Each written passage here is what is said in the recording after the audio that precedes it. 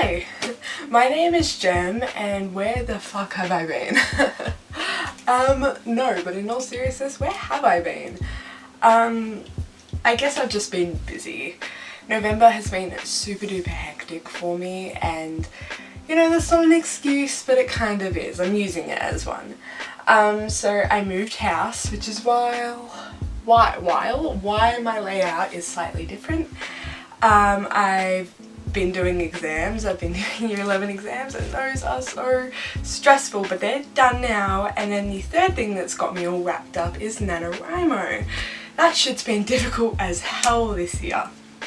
But now that everything's starting to calm down, my exams are done, I moved in, Nanowrimo's in its last few days, I decided to come back a month and a half later from where I left off. And what better video to do it than with a Nanowrimo video, because it's taken up so much of my time that it's only fair that I come back with a Nanowrimo video. So I just thought I would do a little bit of a write-in, I would talk about my book, talk about what music I've been listening to, just talk about Nanowrimo, because this year has been possibly my favourite story. This is my 4th year doing Nanowrimo. Yeah, wait. My first one was called The Veiled World, my second one was called Ethereal, my third one was called The Defector, and then yeah, this year it's called Bugbear. But I'll get into what it's about, why I love it so much, the characters, what music inspires me to write about them, and all of that jazz soon. But I'm very, very excited to be back. I'll be doing a library reorganisation video soon, but until I talk to you guys next, bye guys. Wait, why am I doing my outro bye guys? See you soon guys. Yeah. My cheek brushes against his, smooth and soft for a moment. Then it's gone. He walks on the platform as if in a dream. Every fibre in me wants to shout and scream, stop! To run across to him, and take him in my arms, and tell him I love you. You silly, silly man, I love you. But instead I stand still, heart cracking. There's little curls on the back of his head bouncing as he steps out of my life.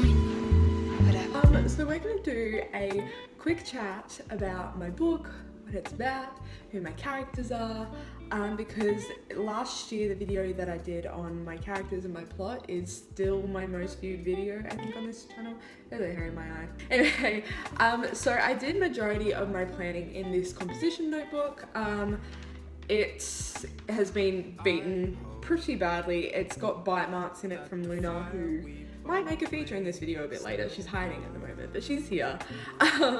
So yeah, I did most of my planning, and in the month of October I went really, really hard in planning because I'm mostly a pantser. Like, I don't really like to plot much.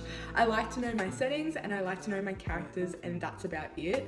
I don't really pay much attention to like plot, but I knew I was going to be super duper busy this year with moving and exams, so I wanted to give myself like a branch because I knew it was going to be rough. At the start of October I got this, and I just started writing down every single thing that I could think of, and I've got a little key here, don't know if you can read it, but every page labelled number 1 is about Bugbear, which is the novel I ended up doing. Number 2 is a book about like this virus. Number 3 is this sitcom fantasy kind of novel that I had going. Number 4 is miscellaneous, and number 5 was this western that I had an idea for. So basically at the start it was a lot of just what if. Like, it was asking myself questions, thinking about characters. So the novel that I ended up going with, I had to kind of outline the motives of all different characters, because that's the main plot, like why they did what they did. So it was a lot of just like messy writing. I still refer back to this page even though I can barely read it. But it was a lot of just going back and forth. I've got like a character chart here. My novel is multimedia, so I was just kind of planning what a page, like a floor plan could look like. And by multimedia I mean like think Illuminate or House of Leaves even, although my book is nowhere near as good as those ones. Oh, Luna just ran across the floor, if you heard her. That's what it is. So then I got into the actual plotting of Bugbear. So it just goes on and on and on and get to this blue bit, which I taped closed so that I could flip back and forth pretty easily. But basically, I watched a BuzzFeed Unsolved video, which is my main well of information, and I watched the one on the vulture mine, and I thought that was the coolest thing ever, and I was plotting out an idea for a western. So everything in this blue tape is about that western, and then I decided, no, I need to do Bugbear because I know it the best. So then I went back to plotting Bugbear, which is why I kept this taped, so that I could just flip.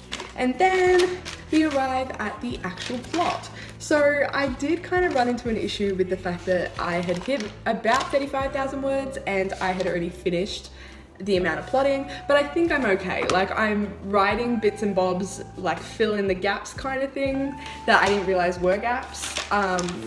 So yeah, like, I'm fine. I think I should be good to finish Nanowrimo.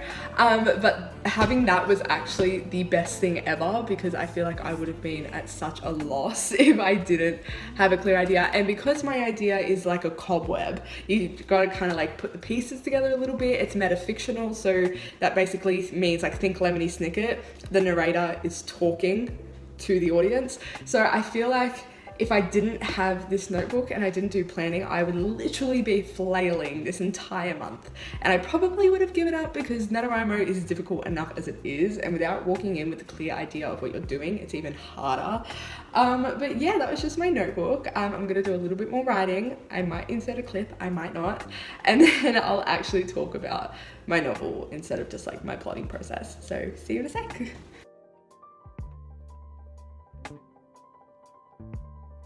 Hey! Oh girl! You look like a whole ass bowl of mashed potatoes. What could have been, still swimming in old lovers' dreams, still playing on new movie screens.